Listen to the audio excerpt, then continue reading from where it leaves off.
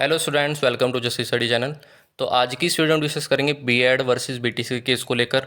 जैसा कि आपको पता है कि बीएड वर्सेस बीटीसी केस को लेकर 11 अगस्त को आपका सुप्रीम कोर्ट का निर्णय आया था, जिसमें बीएड को बाहर कर दिया गया था। और ये कहकर बाहर किया था कि बीएड डिग्री धारकों के पास वो क्वालिफिकेशन नहीं होती है कि वो प्राथमिक के जो स्टूडेंट्स होते हैं 1 to 5 के उनको पढ़ा सके।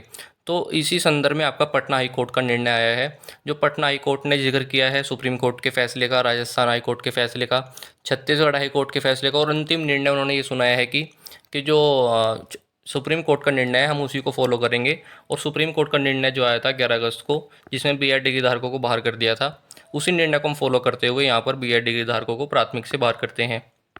तो यहाँ पर पटना हाई कोर्ट ने अपना निर्णय सुना दिया था कि उन्होंने जो बीएड वर्सेस बीटीसी को लेकर कि जो बीएड डिग्री धारक हैं वो भी प्राइमरी से बाहर हो चुके हैं।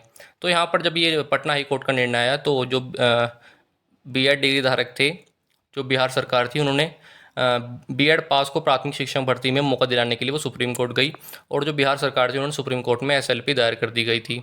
तो जो उनका क्या कहना था, जो पीके शाही है महाधिवक्ता बिहार सरकार के, बीटीसी को बीएड को लेकर और पटना हाई कोर्ट के निर्णय को लेकर उन्होंने क्या कहा वो मैं आपको बता देता हूँ। उन्होंने कहा कि बीएड डिग्री धारकों को प्राथमिक शिक्षक नियुक्ति में योग्य नहीं मानने का फैसला 11 अगस्त को आया था। तो जो आपका बीएड डिग्री धारकों को लेकर फैसला आया था, जो प्राथमिक के लिए वैलिड नहीं थे, वो फैसला आपका 11 अगस्त को आया था सुप्रीम कोर्ट का। फिर उन्होंने क्या कहा है आगे, इससे पहले बीपीएससी ने नियुक्ति का विज्ञापन जारी कर दिया था। जो आपका बीपीएससी पीआरटी का जो नोटिफिकेशन था वो आपका 11 अगस्त से पहले ही आ गया था। जैसा कि आपको पता है छत्तीसगढ़ में जो आपकी वैकेंसी आई थी 6500 वैकेंसी, और जो छत्तीसगढ़ हाई कोर्ट का फैसला था उसने भी बीएड डिग्री धारकों को बाहर कर दिया था। और उसके बाद जब बीएड डिग्री धारक जो होते हैं वो आपके सुप्रीम कोर्ट जाते हैं, तो सुप्रीम कोर्ट का फैसला आता है कि बीएड डिग्री धारकों को यहाँ पर शामिल किया जाए। उनका भी यही था कि जो छत्तीसगढ़ में नोटिफिकेशन आया था वो आपका 11 अगस्त से पहले आया था। वही बात यहीं पर है, जो यहाँ पर एसएलपी दायर की गई है वो इसी बात पर की गई है कि आपका जो नोटिफिकेशन था वो 11 अगस्त से पहले आया था, इसलिए यहाँ पर आपके जो बीएड डिग्री धारक हैं उनको शामिल किया जाए। तो इसमें कहा गया कि इससे पहले आप बीपीएससी ने नियुक्ति का विज्ञापन कर दिया था।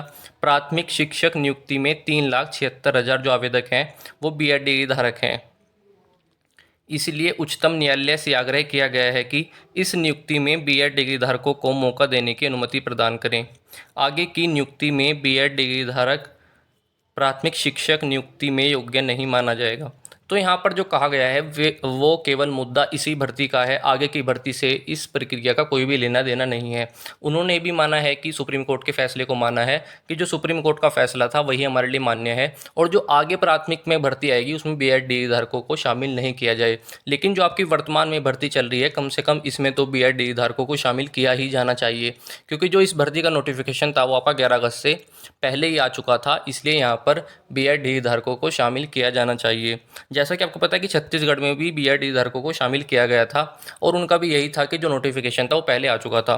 तो उम्मीद है कि इस भर्ती में भी, बीपीएससी पीआरटी की भर्ती में भी यहाँ पर बीएड डिग्री धारकों को भी शामिल किया जाए।